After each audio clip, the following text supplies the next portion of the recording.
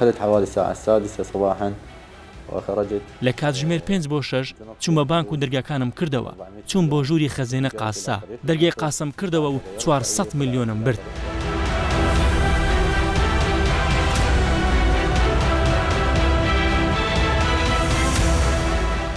ئێمە لە بەرەبەراتی ئاسایشی هەولێر لەگەڵ هێزەکانی دژە تیرۆر و هێزە ئەمنیەکانی تریسە بە وزارەتی ناوەخۆ لە ئۆپەراسیۆنێکی تایبەتدا هێزەکانی بەرەبەراتی ئاسایش هەولێر توانیان ئەو تاوانبارە دەستگیر بکەن.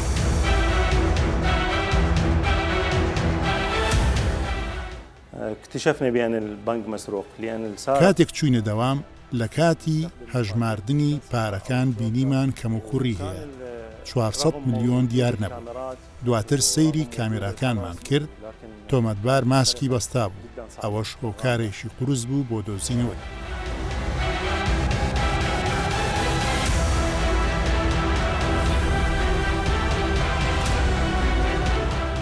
ئەو کەسەی کە دزەی کردیە لە 7 ساڵ حتا 15 ساڵ زیندانی دەکرێت.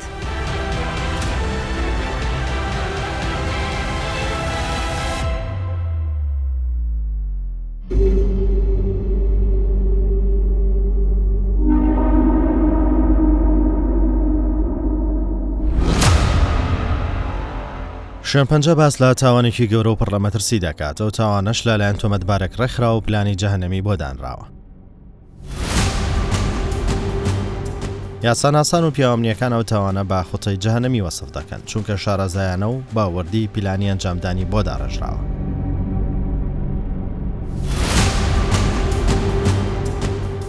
ئێرە شاری هەولێری پایتەختی هەرێمی کوردستانە.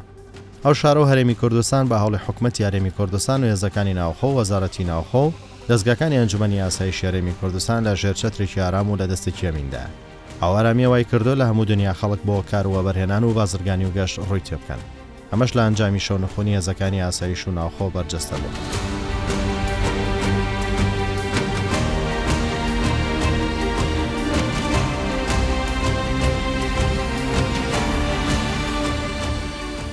زۆرجار لاگەری هەر تاوان و کارێکی نایاسایی هێزەکان زۆرجار پێش ڕوودانی ئەو تاوانە ڕێگری دەکەن لە ڕوودانی. زۆر جاریش لە کاتی ڕوودانی ئەو تاوانە دوای لێکۆڵینەوە تۆمەتباران ئاشکرا دەکرێن و ڕادستی یاسا دەکرێن.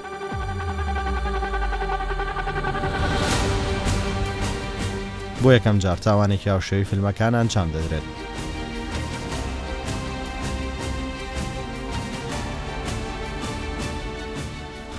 ئەو تاوانەش بڕینی بانکەکە لە درەنگانی شەوی هێنی لە مانگی 2 ساڵ.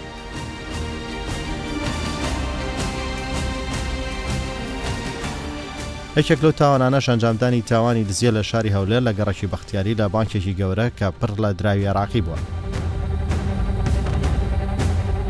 شێنپەنجە تەواوی ڕووداوە لە سەرەتای پیلانی دزیەکە تا و ساتەی دەستگیر دەکرێت تۆمار دەکات و بۆ دەداچوونی بۆ دەکات.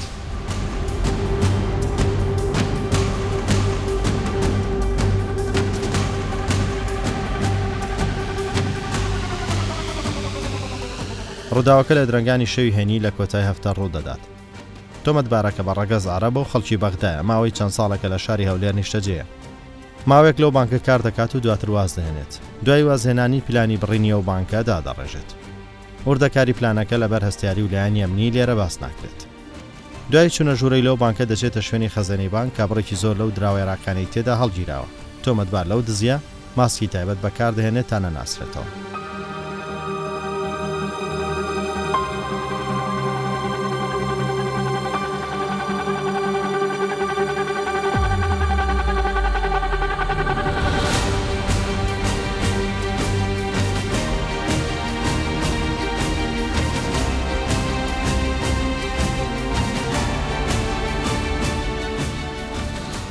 هەر هەنگاوێک بۆ ئەنجامدانی ئەو تاوانە پیلانی بۆ دانراوە. بە پێو پیلانە هەرگیز بیری لەوە نەکرد بۆ کە دەستگیر بکرێت. ئیدی لەو عملی دزیکردنە دوای بەکارهێنانی کلیلی قاسە دەچێتە ناو خەزانەی بانک و بڕی 400 میلیۆن دینار دەدزێت.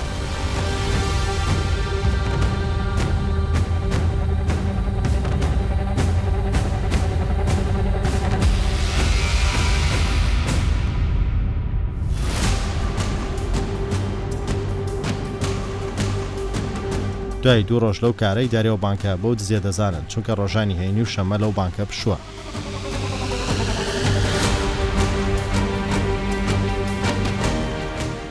شوێن پەنجا بەڕێوەبەری گشتی و بانکە دەبینێت و باس لەو ڕووداوە دەکات.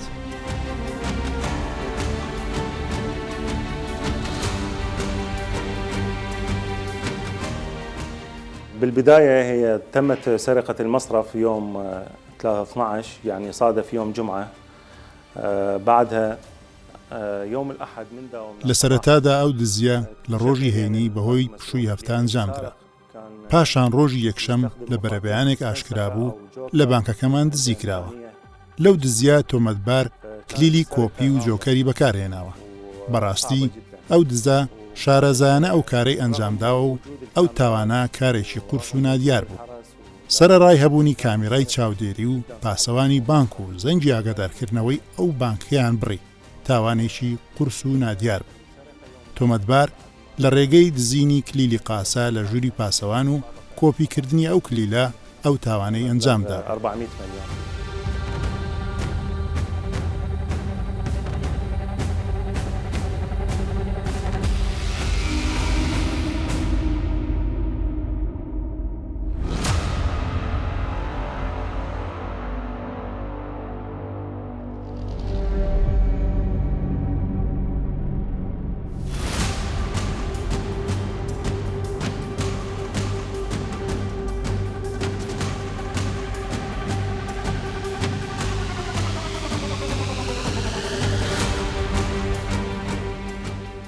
وكان رغم وجود الكاميرات ورغم وجود الحرس ولكن كانت السرقة جدا صعبة وغامضة.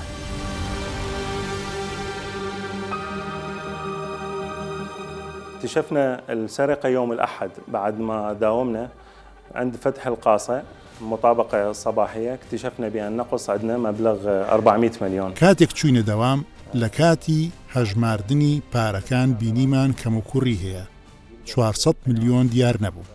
دواتر سەیری کامێراکانمان کرد تۆمەتبار ماسکی بەستا بوو. ئەوەش هۆکارێکی قورس بوو بۆ دۆزینەوەی. يعني عندنا كاميرات عندنا حرس.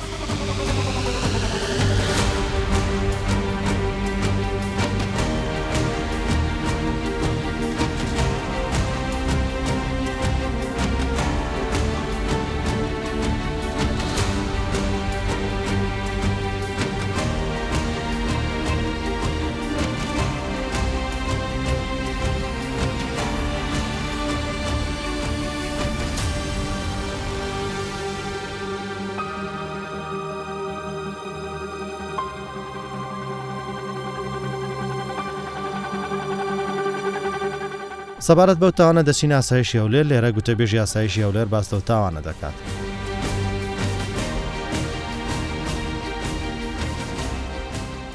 دزینی ئەم بانکە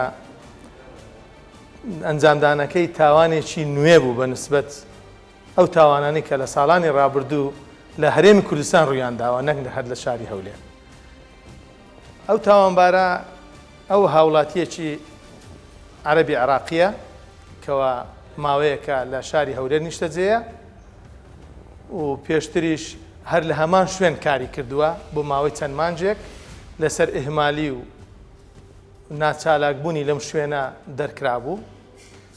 توانوێتی ئیستیغلالی یان بابڕین ئەو پەیوەندیانەی خۆی کە لەگەڵ کارمەندانی ئەم بانکە هەیبووە و تا ڕادەیەکیش ئەوانش متمانەیان پێی کردووە بتوانی دەستی بە کلیل و ئەو پێداویستانە ڕابگات کەوا دەتوانێت پێ بچێتە ناو ئەم بانکە بۆ ئەنجامدانی ئەم دزی و تاوانە.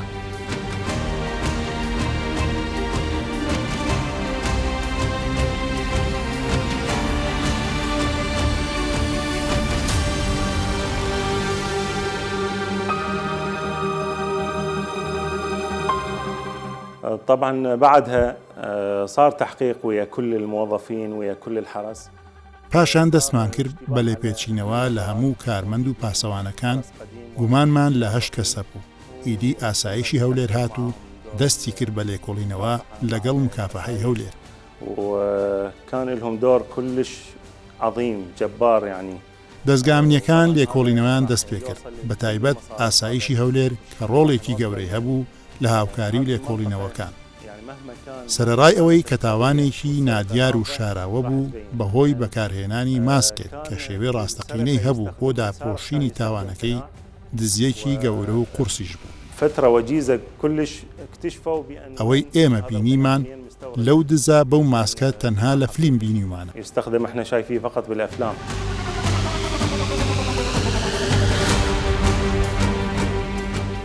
هێزەکانی ئاسایشی و لێروێزەکانی ناوخۆ لەسەر ڕاستپاردەی وەزیری ناوخۆی حکومەتی یاریمی کوردستان دەست دەکەن بە لێکۆڵینەوەکی ورد.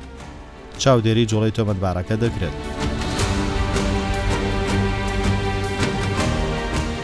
بەشێک لە وێنە و گرتانە لەلایەن کامێرای تایبەت و مۆبایل هێزەکانی ئاسایشی و لێر و لێکۆڵینەوە تۆمار کراون لە کاتی ڕووداوەکان لە دۆزینەوەی شوێن پێ تۆمەتبار و دەزیکردنەکەی کە تایبەتە بە کوردستان 24 و شوێن 50 هەمویان نیشان دەدات.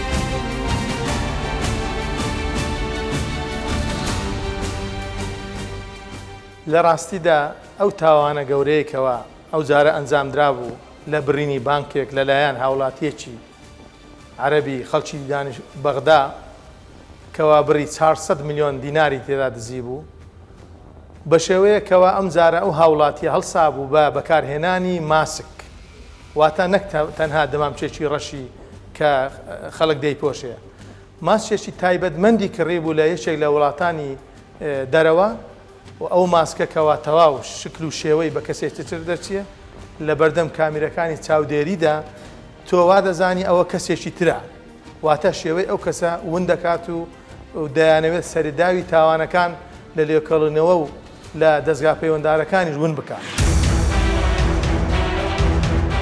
لە لێکۆڵینەوە سەرەتاییەکان دوای گەڕانەوە ماسکە دەدۆزنەوە کە تۆمەتبار تاوانەکەی پێ ئەنجامدا بوو. دوای چەند ڕۆژ شوێن پەنجەی تۆمەتبار دیار دەکرێت.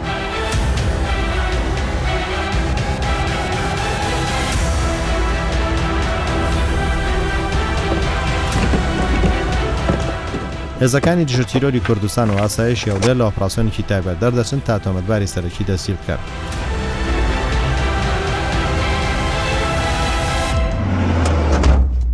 ئەو تۆمەتبارە پێشبینیەوەی نەدەکرد بدۆزرێتەوە، بەڵام هێزەکانی دژە تیرۆر و ئاسایشی هەولێر دەیدۆزنەوە و دەستگیری دەکەن.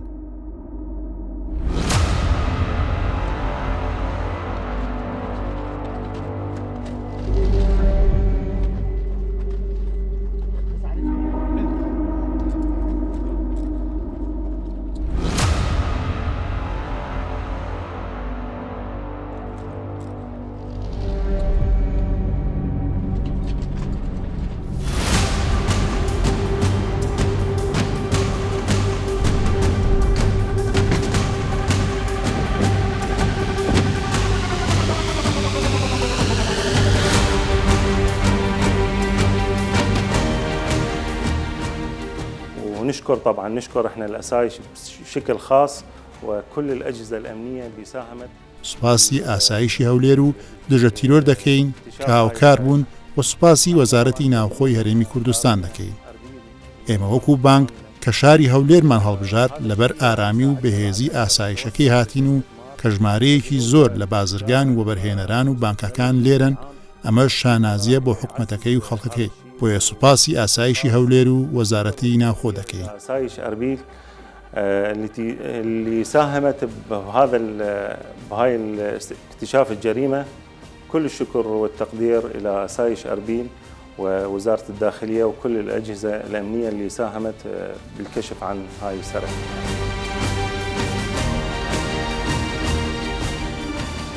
لەبەر تایبەتمەندی و هەستیاری کارەکانی دەستگامنیەکان ناتوانین پلانی گەڕان و دۆزینەوەی تۆمەتبار بە تەواوی نیشان بدەین و باس بکەین.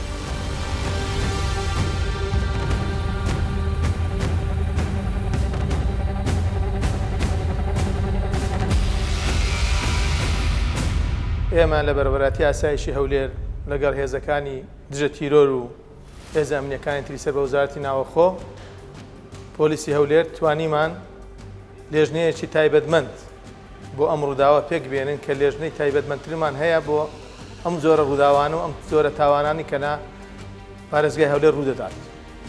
توانیمان خۆشبەختانە توانیمان کەوا سەرەداوی باش بەدەست بێخین و لە ئەنجامیشدا لە ئۆپەراسیۆنێکی تایبەتدا هێزەکانی بەڕێوەبەراتی ئاسایش هەولێر توانیان ئەو تاوانبارە ئەنجام دەستگیر بکەن.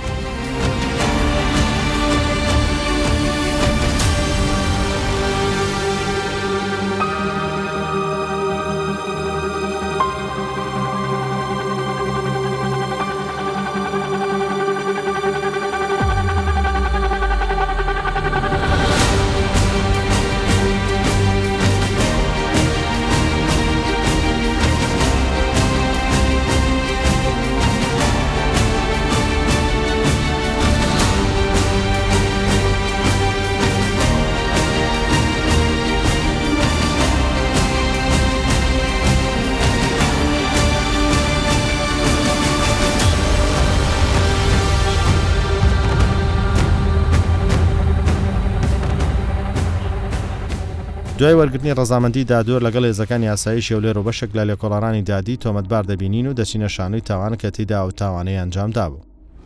تایبەت بە کوردستان سوار و شێرپەنجە تۆمەتبار دەبینین و باس لە چۆنێتی ئەنجامدانی تاوانەکەی دەکات.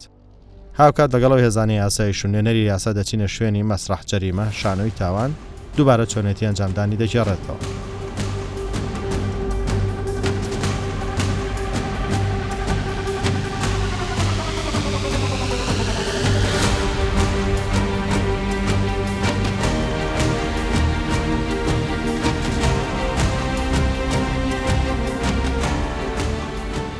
أنا من بغداد مقيم بأربيل صار لي 7 سنين.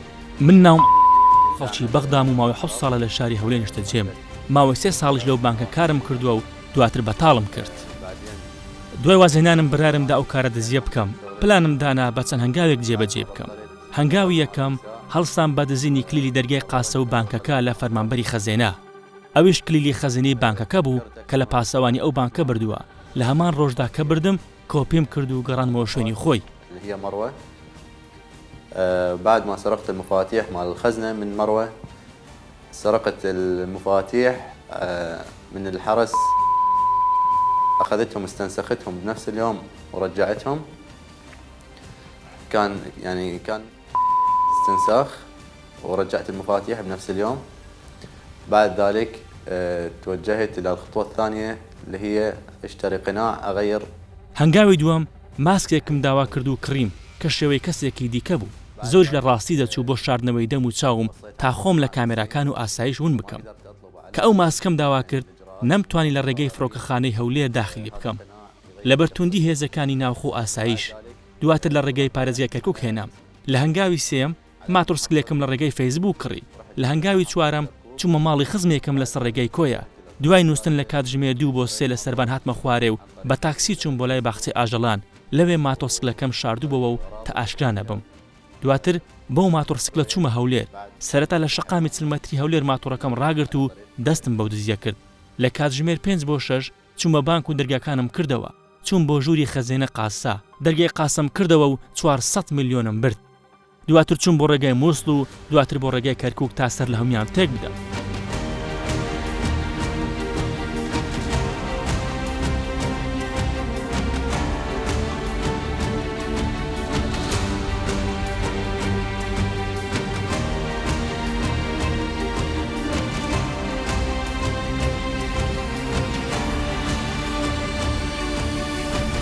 تحت هذا الباب بعد تحت الباب الثاني دخلت من هنا جوا.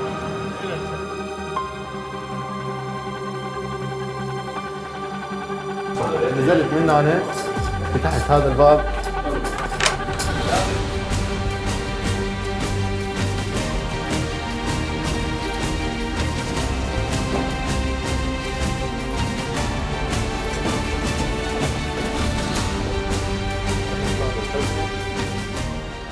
بعد ذلك ثبيت القناع على طريق كركوك مسافة قريبة. پارە و ماتۆسکلەکەم لە ڕێگەی کەرکووک فڕێدا بە تاکسی گەڕامەوە هەولێر. دواتر ئۆتۆمبیلێکم بەکرێ گرت پارەکەم تێدا هەڵگرت بردم بە گوندی لوبنانی. دواتر بەهۆی توند و تۆڵی پشکنین و هێزەکانی ئاسایشی ناوخۆ نەمتوانی پارەکە ڕاستەخۆ ببمەوە بەغدا. بەڵکو بە چەند جارێک لە ڕێگەی نووسنگە دەمناردە بەغدا و دەمکرد بە دۆلار. دوای گواستنەوەی پارەکان کە گەڕامەوە هەولێر هێزەکانی ئاسایشی هەولێر ئاشکرایان کردم و منیان دەستگیر کرد.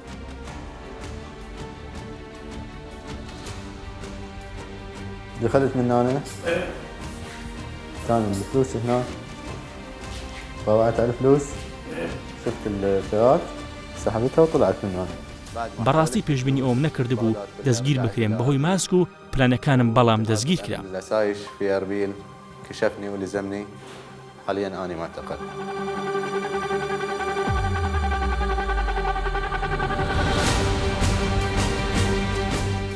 هذا القناع اللي استخدمته واشتريته من الصين اللي كنت متوقع ما حد راح يلزمني به.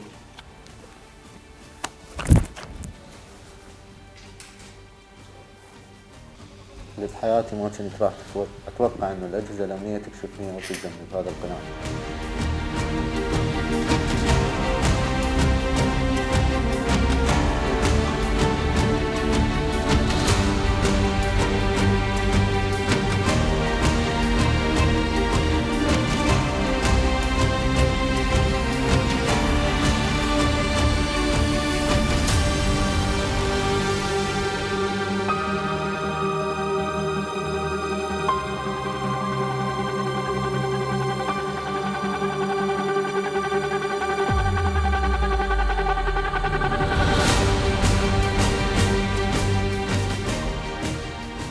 پارێزەرێکی ڕایشکار دەبینین و سزای یاساییەکە و مەترسیەکانی باس دەکات.